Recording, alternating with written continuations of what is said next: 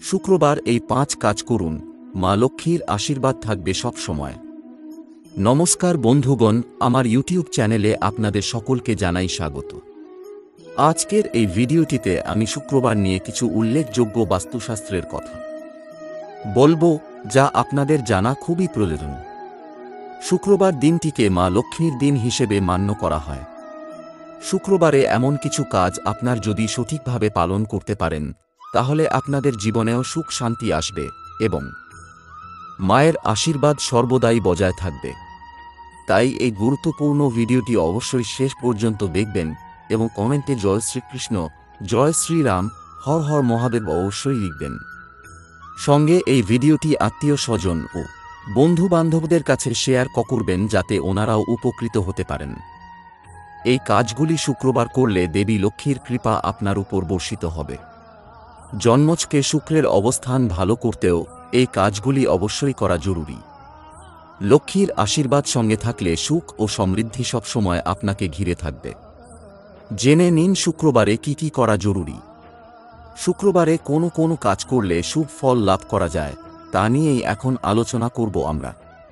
হিন্দু ধর্ম অনুসারে সপ্তাহের প্রতিটি দিন কোনো না কোনো দেবতার উদ্দেশ্য নিবেদিত। সেই হিসেবে শুক্রবার হল দেবী লক্ষ্মীর দিন। এদিন মা লক্ষ্মীকে তুষ্ট করতে পারলে তাঁর আশীর্বাদ অক্ষয় হয়ে আপনার সঙ্গে থাকবে বলে মনে করা হয়। আবার জ্যোতিষ অনুসারে শুক্রবার দিনটি হল শুক্র গ্রহের দিন। শুক্রের অবস্থান জন্মছকে ভালো হলে জাতকের কখনো অর্থের অভাব ঘটে না, কিন্তু শুক্র জন্মছকে দুর্বল অবস্থানে থাকলে আর্থিক সংকট আপনাকে ঘিরে থাকবে। মনে করা হয় শুক্রবার কিছু কিছু কাজ যদি আমরা করতে পারি, তাহলে জীবনের সব সংকট দূর করা যায়। মা লক্ষ্মীর আশীর্বাদের ফলে আমাদের সঙ্গে সব সময় থাকবে। লক্ষ্মীর কৃপায় সম্পদ ও সমৃদ্ধি সব সময় থাকবে আপনার সঙ্গে। জেনে নিন শুক্রবার লক্ষ্মীকে তুষ্ট করতে এবং জন্মছকে শুক্রের অবস্থান ভালো করতে কোন কোন কাজ করা জরুরি।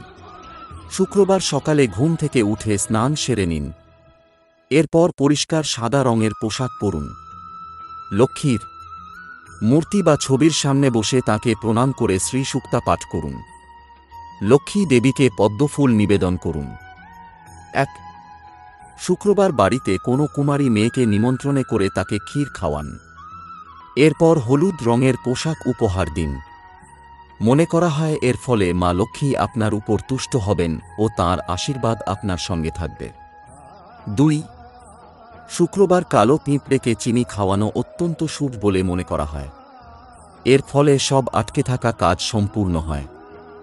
যদি আপনার কোনো কাজ দীর্ঘদিন ধরে আটকে থাকে, তাহলে টানা একটি শুক্রবার ধরে কালো পিঁপড়েকে চিনি খাওয়ান। 3. স্বামী স্ত্রীর মধ্যে সম্পর্কের অবনতি হলে দুজনেরই শুক্রবার উপবাস রাখা উচিত। এর ফলে লক্ষ্মীর কৃপায় সম্পর্ক ভালো হয়। 4. শুক্রবারে আপনি অর্থ সংক্রান্ত কোনো জরুরি কাজে বাইরে গেলে বাড়ি থেকে বেরোনোর আগে একটু মিষ্টি দই খেয়ে যান। মনে করা হয় এর শুভ প্রভাবে আপনি আপনার কাজ সাফল্যের সঙ্গে সম্পূর্ণ করতে পারবেন এবং আর্থিকভাবেও লাভবান হবেন। ঘরের এই কোণে লক্ষ্মীর বাহনকে রাখলেই আর পিছনে ফিরে তাকাতে হবে না। অর্থবৃষ্টি হবে গোটা জীবন। কথিত আছে এই জিনিসগুলি ঘরে রাখলে সুখ ও সমৃদ্ধি আসে। বাড়ির সদস্যদেরও উন্নতি ও সৌভাগ্য জড়িয়ে রয়েছে এর মধ্যে। তাই অনেকেই লক্ষ্মীর বাহন কিনে বাড়িতে সাজিয়ে রাখেন। অফিসের ডেস্কেও রেখে দেন। অনেকেই হয়তো জানেন না, পেঁচার কাঠের বা পিতল বা ব্রোঞ্জের মূর্তি রাখা অত্যন্ত শুভ বলে মনে করা হয়। জীবনে সুখশান্তি বজায় রাখার জন্য মানুষ এখন অনেক কিছু করে থাকেন। তাই অফিস বলুন বা ঘরের ভিতর, সব স্থানেই ঘর সাজানো হচ্ছে বাস্তুর নিয়ম মেনে। বাস্তুশাস্ত্র মতে ঘরে বেশ কিছু জিনিস রাখলে তা শুভ বলে মনে করা হয়। কথিত আছে এই জিনিসগুলি ঘরে রাখলে সুখ ও সমৃদ্ধি আসে। বাড়ির সদস্যদেরও উন্নতি ও সৌভাগ্য জড়িয়ে রয়েছে এর মধ্যে।